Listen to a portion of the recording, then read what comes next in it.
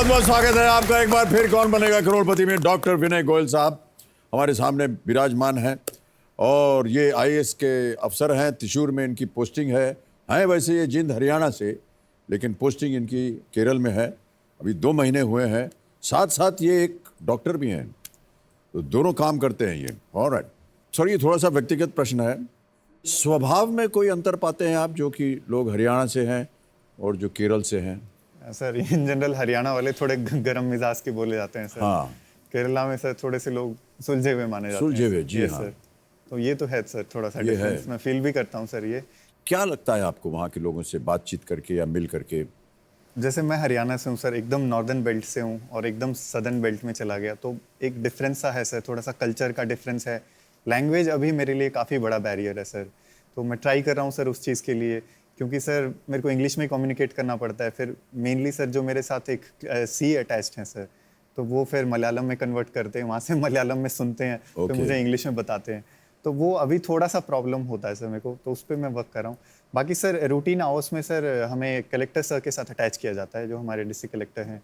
तो 10 to 5 हमारे working hours रहते हैं सर। तो उसमें ऑफिस का या कोई फील्ड विजिट वगैरह कर लिया, कोई छोटा मोटा अगर इस तरह का सर को लगता है काम हम हैंडल कर पाएंगे, तो हमें इंडिपेंडेंट चार्ज भी दे देते हैं सर कई बार। जी। और जैसे आपने कहा सर एजुकेशन वाइज, तो बहुत ज़्यादा लिटरेट हैं लोग सर, और काफ़ी अवेयर रहते हैं सर। तो एक थोड़ा ये जोक में भी बोला जाता है कि सर केरलाइट्स पूरा दिन यही करते हैं कि सुबह उठते न्यूज़पेपर निकाल लिया अपना, और सब पता रहता है सर उन्हें। मतलब हरियाणा में लोग चिंता करेंगे कि सर घर में पानी नहीं आ रहा है या बिजली नहीं है, केरला में लोगों को चिंता रहती है कि डोनाल्ड ट्रंप इलेक्ट होगा या नहीं होगा। तो ये डिफरेंस है सर। बिल्कुल सही कहा आपने। जब कोई आकर के मान लीजिए आपके पास कोई कंप्लेंट लाता है या कोई उसकी समस्या है वो आपके पास लाता है, तो आपके मन में क्या चलता है कि कैसे इसको सुधारा जाए? यस सर, इसमें सर मुख्यतः 2 चीज़ें होती है। जैसे कोई भी कंप्लेन आई सर हमारे पास, तो एक तो ये रहता है कि कंप्लेन को जल्दी से जल्दी हमें दूर करना है सर, जो भी दिक्कत किसी को हो रही है। और दूसरा मेन, अभी मैं ट्रेनिंग पीरियड में हूँ सर, तो वो जो कंप्लेन आएगी सर, उससे फिर मैं आगे किसी डिपार्टमेंट के साथ संपर्क में आऊँगा, तो वो एक एक्सपीरियंस भी देके जाती है सर, कि नेक्स्ट टाइम कोई इसी तरह की कंप्लेन मेरे पास आती है, तो जितना टाइम मैंने पहली बार लिया है उससे कम टाइम में मैं उस समस्या को दूर कर सकूँ। मैं एक छोटा सा उदाहरण भी दूंगा सर। अभी मैं एक स्कूल गया था सर, तो ऐसे मिलने गया था, वहाँ टीचर से एक मीटिंग थी, उसको चेयर करना था सर। तो वहाँ पे सर एक 7th या 8th क्लास की बच्ची आई सर मेरे पास, और अब वही है सर, केरला वाले काफ़ी अवेयर हैं, काफ़ी एजुकेटेड हैं। जी, तो जी। आके एकदम प्यार से उन्होंने कहा कि सर आप 2 महीने पहले भी हमारे स्कूल में आए थे, और तब आपने कहा था कि आप मतलब बहुत नए हो अभी और काफ़ी कुछ करना चाहते हो। तो सर एक वहाँ पे एक सड़क है, उसने नाम लिया सर उस जगह का, वो काफ़ी ख़राब है और उसकी वजह से हमें बहुत दिक्कत हो रही है, तो सर प्लीज़ आप उसको ठीक करवाइए सर किसी भी तरह से। 7 साल की बच्ची? यस सर, 7th क्लास में थी सर। 7th क्लास में? Yes sir. मुझे बहुत अच्छा लगा पर्सनली। तो मैंने फिर सर प्रिंसिपल जो थे और टीचर्स से, तो उनसे बोला कि आप प्लीज़ एक लेटर लिख के दें और इनका नाम ज़रूर मेंशन करें जिसने ये प्रॉब्लम रेज किया है। उससे फिर आगे मैंने पीडब्ल्यूडी वगैरह से मिले, फिर इंस्पेक्शन वगैरह हुआ। तो सर ये ऐसे फील्ड एक्सपीरियंसेस बहुत कुछ सिखा भी जाते हैं सर हमें, कि कैसे आपको हैंडल करना होता है पब्लिक को भी, कैसे बाकी डिपार्टमेंट्स सबको एक साथ लेके कैसे चलना है सर। बहुत खूब जी, बहुत अच्छे। मुश्किल काम है और हमें बड़ी इज्जत है जितने भी ब्यूरोक्रेट्स हैं आईएएस सर्विसेज में हैं, क्योंकि 24 घंटे इनको जनता की जो बातें हैं उनको देखना पड़ता है।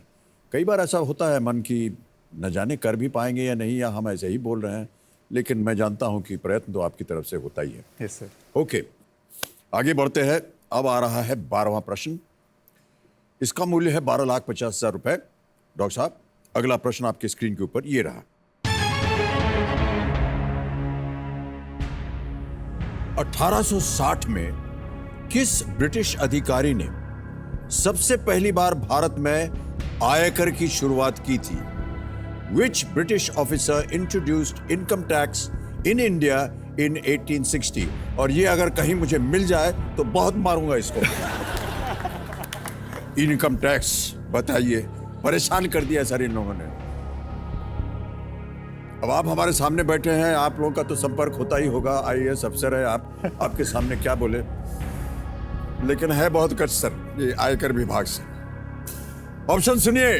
ए, sir Gabriel Stokes, B, sir Basil Blackett, C, sir Charles Wood, या डी, सर जेम्स विल्सन, सब के सब सर हैं। 1860 में किस ब्रिटिश अधिकारी ने सबसे पहली बार भारत में आयकर की शुरुआत की थी?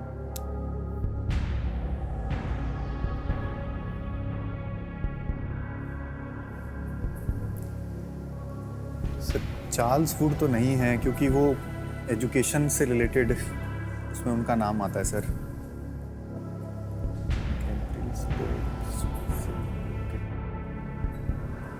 James Wilson.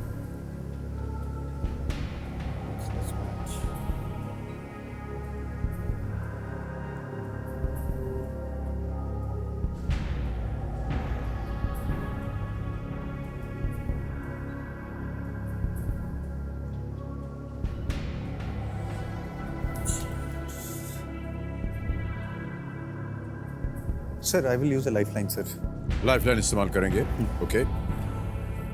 एक ही बची हुई है आपकी लाइफलाइन 50-50। Yes sir. कंप्यूटर जी, इसे अंकित किया जाए। और जैसा कि आप जानते हैं, इन 4 ऑप्शंस में से 2 गलत ऑप्शन मिट जाएंगे। कंप्यूटर जी, उन 2 ऑप्शंस को मिटा दिया जाए।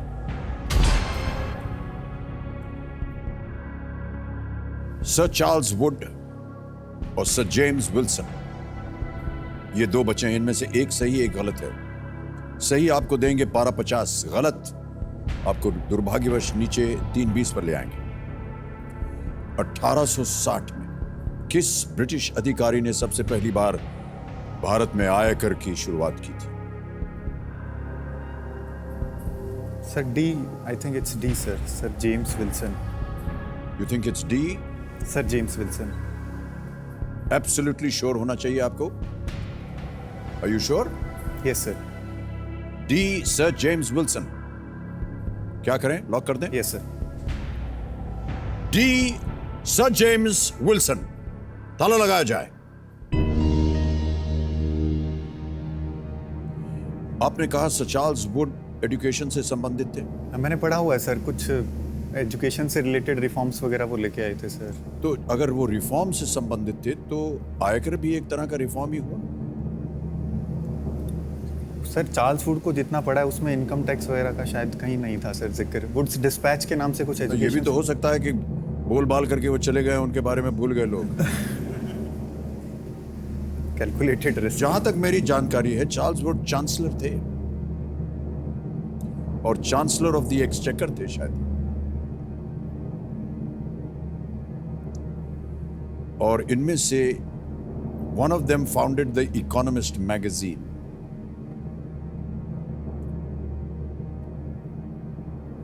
Sir James Wilson is the right answer. Well played.